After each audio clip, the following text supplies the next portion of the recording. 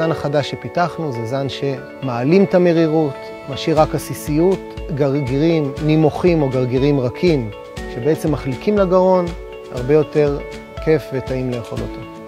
הרימון הוא אחד משבעת המינים שגדלו תמיד בארץ ישראל, זה צמח מקומי. הוא מופיע בהמון סמלים, מעבר לזה שהוא טעים ובריא, בעל תכונות וסגולות מיוחדות.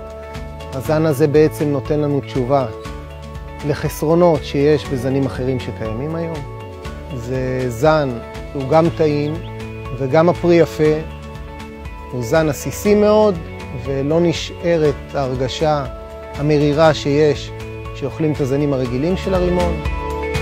ההתרגשות הייתה גדולה שהגענו למשהו, שיצרנו משהו שהוא כמו ילד בעצם, ילד חדש, שונה מכל האחים שלו, מכל הרימונים האחרים, עם שם שלו, והכנסנו אותו למשפחה, רשמנו אותו על שמנו, והוא שלנו, וזאת התרגשות גדולה. בחקלאות קשה מאוד להיות כמו כולם. אתה יכול להיות טוב כמו כולם, אבל פרנסה אין מזה.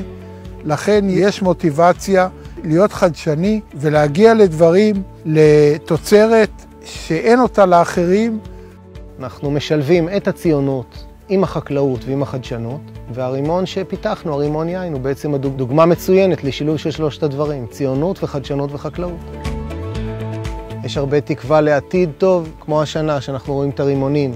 יש לנו בזה לב מלא שמחה, אנחנו נהנים מזה ומקווים שגם בשנה הבאה נוכל להיות פה באותו מקום ולקטוף עוד פעם רימונים, ליהנות מהפרי, ליהנות מהטעם שלו, ליהנות מהקרקע שנותנת לנו את העצים האלה. זאת התקווה שלנו.